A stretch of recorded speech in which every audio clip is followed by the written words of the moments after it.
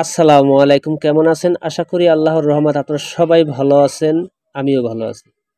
তো নতুন একটি ভিডিও নিয়ে আসলাম আপনাদের মাঝে, কিছু তথ্য দেব। যদি ভালো লাগে অবশ্যই চ্যানেলটা সাবস্ক্রাইব, একটি লাইক, একটি কমেন্টস করবেন। দেখেন, বাংলাদেশে অনেক মানুষ আছেন নতুন উদ্যোক্তা, তারা কচু খাত করতেছেন। তারা মনোযোগ সহকারে এই ভিডিওটা দেখবেন। দেখেন, আপনার ক্ষেত থাকলে কিন্তু কচু খাত করতে পারবেন না। এমন একটা ক্ষেত নির্বাচন করুন যেখানে আপনি সবসময় পানি দিতে পারবেন, প্লাস আটকাই রেখে আপনি শুকাইতে পারবেন। তাহলে সেই ক্ষেতটা আপনার জন্য প্রযোজ্য, এই কচু ক্ষেতের জন্য।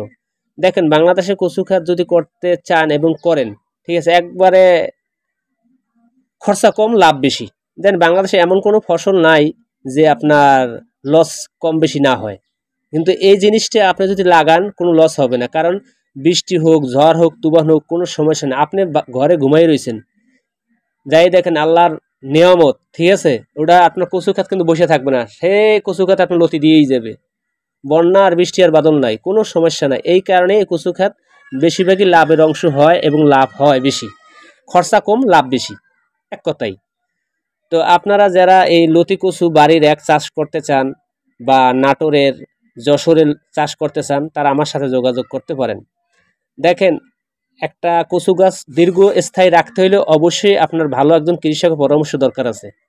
দেখেন, এখানে সার ঔষধ কিছু বিষয় আছে, গাছ রাখা নিয়ে বিষয় আছে। দেখেন, গাছ অনেকে বলে কি যে গাছ ভাই 2 মাস ব্যবসা করার পর আর থাকে না ভাই। অনেকে বলে যে 4 মাস পরে গাছ রাখতে পারি না। কিসের জন্য রাখতে পারেন না? এখানে কিন্তু আপনার বড় ব্যর্থতা ভাই। গাছে যখন যত বড় হবে, যত কাঠ বাইরে হবে, ওখানে তত মারি দিতে হবে। ওখান থেকে আপনার নতুন শিকার করে আবার নতুন জৈবন পাবে। এগুলা মাথায় রাখতে হবে। দেখেন, বাংলাদেশে অনেক জায়গার থেকে ফোন দেন, অন্য অন্য জনের কাছ থেকে আপনার চারা সংগ্রহ করেন, তারপর কিন্তু আমার কাছ থেকে নেন পরামর্শ। কিন্তু আমি দিই কে জানেন ভাই? মানুষ মানুষের কাছে ফোন দিতেই পারে, সুবিধা অসুবিধা একটা মানুষ মানুষের জন্য জানে না দেখে সেই নতুন উদ্যোক্তা হয়তো করছে, আর অন্য জায়গায় সে ফোন ধরে না বা কথা বলে না। ভাই, তাদের উদ্দেশ্য করে বলতে আছি ভাই, আপনি সবসময় একটা কথা মনে রাখবেন, ছোট হোক বড় হোক, সে একজন কৃষক যদি ভালো জানলোয়ালা হয়, তাহলে অবশ্যই আপনাকে ভালো পরামর্শ দেবে। আর যে ব্যক্তি মরণের কথা স্মরণ করবে, সে ব্যক্তি কখনোই আপনাকে খারাপ পরামর্শ দেবে না, প্লাস আপনাকে খারাপ চারাও দেবে না, ঠিক আছে? তো আপনারা যারা এই লতি কচু চাষ করতে চান, সার ঔষধ নিয়ে ভাই, অনেকে আছে ইউরিয়া সার দিয়ে গাছ বড় বানাই হলায়। ভাই, গাছ বড় করা যাবে না। ইউরিয়া সার কিন্তু আমরা টোটালি নিষিদ্ধ করি, কারণ ইউরিয়া গাছে মারলে গাছের গোড়ায় আপনার গাছ অতিরিক্ত কালো এবং প্লাস বড় হয়ে যাবে। আপনার যে ফসলটা 1 থেকে 1 বছর হয়, ওই ফসলটা কেন আপনি ইউরিয়া সার দিয়ে 3 মাসে ফসল খাইয়ে বন্ধ করে দেবেন? কাঠ বড় হয়ে যাবে, দরকার নাই। আপনার গাছ আস্তে আস্তে হোক, ফসল দিয়ে যাক, ঠিক আছে? তো যশোরের লতিরা যে আপনার গাছটা আছে, এই গাছটায় আপনার এই আপনার 3 থেকে 3.5 মাস বা 4 মাসই ধরেন ফসল হয়, তারপরে কাঠ বিক্রি করে লাগে, নাহলে গাছে ফুল এসে পড়ে। আর নাটোরটা একই সেম কোয়ালিটি। আর যশোর বাড়ির লতিরা যেটা আছে আমার কাছে, আপনার ওটা কিন্তু দীর্ঘ 1 বছর ফসল দিয়ে যাবে, ওটা কিন্তু ফুল টুল হয় না ভাই। বছর শেষে কাঠ বিক্রি করতে পারবেন, সবগুলোরই কাঠ বিক্রি করতে পারবেন। কাঠ সবগুলাই হয়। অনেকে প্রশ্ন করেন ভাই, এগুলা গাছে কি কাঠ হয়? ভাই, কাঠ হয়, কাঠ ছাড়া কোনো ওই গাছ নাই, ঠিক আছে? আপনার যে সারা পানি কচু যদি লাগান তাও কাঠ হবে, ঠিক আছে? তো এই কার্ডের বিষয় নিয়ে একটাই কথা, যে আপনার কার্ড যদি আপনার বড় করতে চান এবং দীর্ঘস্থায়ী ফসল খাইতে চান, অবশ্যই আপনার গাছের গোড়ায় মাটি দিতে হবে এবং গাছের যে সময় সার ঔষধ লাগে অবশ্যই দিতে হবে।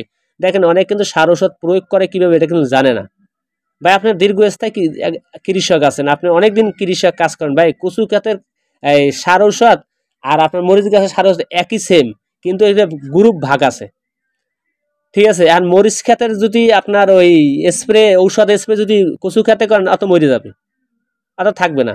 তো এই জন্য বলে, আপনার কচু ক্ষেতের যদি আপনার ওই মরিচ খেতে স্প্রে করেন, তা থাকবে না, ঠিক আছে? থাকবে না কে, ওই মরিচ গাছ ক্ষতি হবে। তো এইরকম কিছু নেগেটিভ পজিটিভ বিষয় আছে, এগুলো বুঝতে হবে ভাই। বোঝার পরে যদি আপনি মনে করেন যে না, আমি একজন সফল একজন কৃষক হয়েছি, তখন আপনি আমার কাছ থেকে পরামর্শ নিয়েন না, সমস্যা নাই। দেখেন, 1 বিঘা যদি আপনি কচু খাত চাষ করেন, অবশ্যই আপনি লাভবান হইতে পারবেন ইনশাল্লাহ। বানানোর মালিক কিন্তু আল্লাহ, চেষ্টা করে যাবেন।